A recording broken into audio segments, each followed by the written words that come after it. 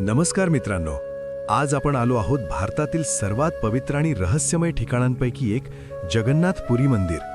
हे मंदिर फक्त भक्तीचे केंद्र नाही, तर इथल्या परंपरा, चमत्कार आणि इतिहास ऐकून तुम्हीही थक्क व्हाल। आजच्या या व्हिडिओमध्ये आपण पाहणार आहोत मंदिराचा संपूर्ण इतिहास, काही अनोखे रहस्य आणि इथे कसं पोहोचायचं, सगळं काही अगदी सोप्या भाषेत। म्हणून व्हिडिओ शेवटपर्यंत नक्की बघा, कारण पुढे जे पाहणार आहात ते खूपच खास आहे। तर नमस्कार मंडळी, स्वागत आहे तुमचं आपल्या यूट्यूब चॅनलमध्ये। आणि तुम्हाला तर माहीत आहे, तुमचा सर्वांचा लाडका राहुल गायकवाड तुमच्यासाठी नवीन व्हिडिओ घेऊन येत असतो। तर मग आता मी आहे चारधाममधल्या जगन्नाथपुरी या ठिकाणी। आता हे मंदिर आपण बघूया आणि इथे कसं काय दर्शन असतो, इथे रूमचा रेंट किती आहे, काय आहे, हे तुम्हाला मी व्हिडिओच्या माध्यमातून सांगणार आहे। तर आता आपण, आणि याची खासियत म्हणजे अशी आहे की ह्या मंदिरावरचा ध्वज आहे तो हवेच्या विरुद्ध दिशेला फिरतो आणि तुम्हाला मी दाखवणारच आहे। तर आता बघूया आपण। तर चला, आणि चॅनलमध्ये नवीन असाल तर लाईक, सबस्क्राईब आणि शेअर करायला विसरू नका। आणि सगळ्यांनी बोला जय जगन्नाथ। जगन्नाथपुरी मंदिर येथे पोचण्यासाठी सर्वात सोपा मार्ग म्हणजे रेल्वे, कारण पुरी रेल्वे स्टेशन मंदिरापासून फक्त 2-3 किलोमीटर अंतरावर आहे आणि मुंबई, पुणे सारख्या शहरांमधून डायरेक्ट किंवा कनेक्टिंग ट्रेन सहज मिळतात। फ्लाईटने येत असाल तर जवळचा एअरपोर्ट बिजू पटनायक आंतरराष्ट्रीय विमानतळ असून तिथून पुरी सुमारे 60 किलोमीटर आहे आणि टॅक्सी किंवा बसने 1.5 ते 2 तासात पोहोचता येतं। तसेच भुवनेश्वर ते पुरी दरम्यान सतत बस सेवा उपलब्ध आहे आणि रोड ट्रिपसाठीही हा मार्ग खूप सोयीस्कर आहे।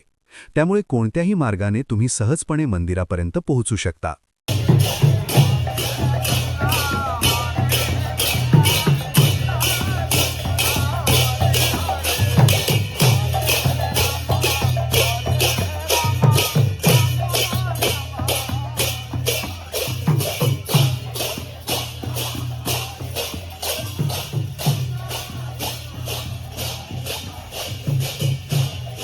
आज आपण आलो आहोत भारतातील सर्वात पवित्र आणि रहस्यमय ठिकाणांपैकी एक, जगन्नाथपुरी मंदिर।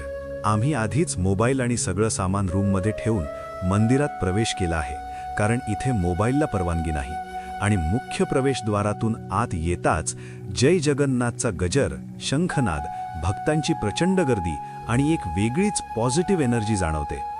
समोर दिसणारी भव्य रचना, उंच शिखर आणि त्यावर फडकणारा ध्वज, हे सगळं पाहून अंगावर काटा येतो आणि इथे येण्याचा अनुभव खरंच वेगळाच आहे। आता या मंदिराचा इतिहास जाणून घेऊया। 12व्या शतकात गंग वंशातील राजा अनंतवर्मन चोडगंगदेव यांनी या मंदिराची उभारणी केली आणि हे मंदिर भगवान श्रीकृष्णाच्या जगन्नाथ या रूपाला समर्पित आहे, जिथे भगवान जगन्नाथ, त्यांचे भाऊ बलभद्र आणि बहीण सुभद्रा यांची एकत्र पूजा केली जाते। हे मंदिर भारतातील 4 धामांपैकी एक मानलं जातं, त्यामुळे इथं येणं प्रत्येक हिंदू भक्तासाठी अत्यंत पवित्र मानलं जातं। इथल्या मूर्तींबद्दल बोलायचं झालं तर त्या दगडाच्या नसून लाकडाच्या बनलेल्या आहेत, हीच सर्वात मोठी खासियत आहे। आणि दर 12 ते 19 वर्षांनी नवकलेवर नावाची परंपरा पार पडते, ज्यामध्ये जुन्या मूर्तींच्या जागी नवीन मूर्ती तयार केल्या जातात। पण त्यामध्ये एक गूढ गोष्ट आहे, ब्रह्मपदार्थ नावाचा पवित्र घटक जुन्या मूर्तीमधून नवीन मूर्तीमध्ये गुप्तपणे हस्तांतरित केला जातो। हा विधी पूर्ण अंधारात केला जातो आणि तो करणाऱ्या पुजाऱ्यांच्या डोळ्यांवर पट्टी बांधली जाते। ही परंपरा आजही रहस्याने भरलेली आहे। आता मंदिराच्या काही आश्चर्यकारक गोष्टी पाहूया। मंदिराच्या शिखरावर जो ध्वज आहे तो नेहमी वाऱ्याच्या उलट दिशेला फडकताना दिसतो, जे विज्ञानालाही पूर्णपणे समजलेलं नाही। आणि हा ध्वज दररोज बदलला जातो। एक पुजारी मंदिराच्या उंच शिखरावर कोणत्याही सेफ्टीशिवाय चढून हा ध्वज बदलतो। हा देखील एक अद्भुत अनुभव आहे।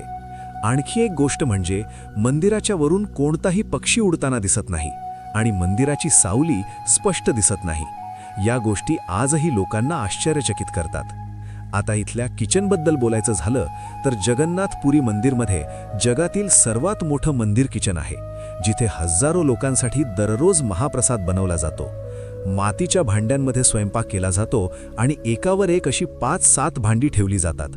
पण विशेष म्हणजे सर्वात वरचं भांडं आधी शिजतं, हेही एक मोठं रहस्य मानलं जातं।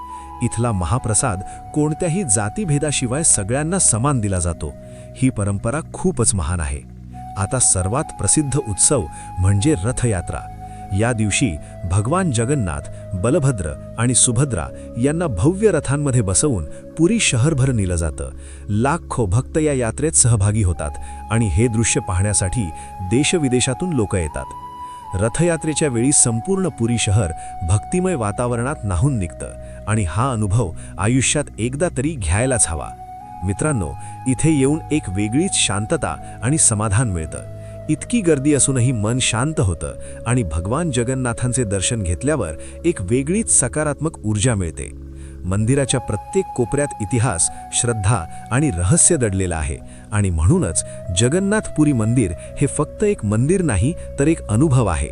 तर मित्रांनो, असा आहे या पवित्र मंदिराचा संपूर्ण इतिहास, रहस्य आणि अनुभव. जर तुम्हाला आयुष्यात काहीतरी वेगळं आणि आध्यात्मिक अनुभव घ्यायचा असेल तर इथे नक्की या. जय जगन्नाथ.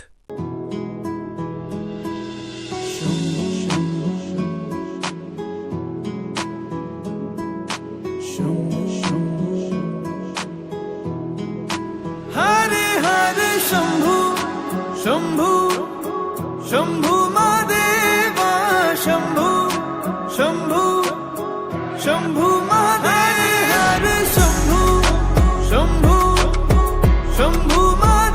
मित्रांनो, जगन्नाथपुरी मंदिरमध्ये दर्शन घेतल्यानंतर आम्ही थेट आलो आहोत पुरीच्या प्रसिद्ध समुद्रकिनाऱ्यावर, पुरी बीच. आणि खरं सांगू का, रात्रीचं इथलं वातावरण एकदम जादुई वाटतं. मंदिरापासून हा बीच साधारण 2 ते 3 किलोमीटर अंतरावर आहे. म्हणजे ऑटोने 10-15 मिनिटात किंवा चालतही 20-25 मिनिटात सहज पोहोचता येतं. इथे रात्री एक भन्नाट मार्केट भरतं, जिथे लाईट्स, दुकानांची गर्दी, स्ट्रीट फूडचा सुगंध आणि लोकांची लगबग सगळंच एकदम जिवंत वाटतं. तुम्हाला इथे वेगवेगळे शंख शिंपले, हँडमेड वस्तू, ओडिशाच्या खास कलाकुसरीच्या वस्तू आणि स्मरणिका खरेदी करता येतात. तसेच गरमागरम street food, chaat, panipuri, fry items यांचा पण मजा घेता येतो.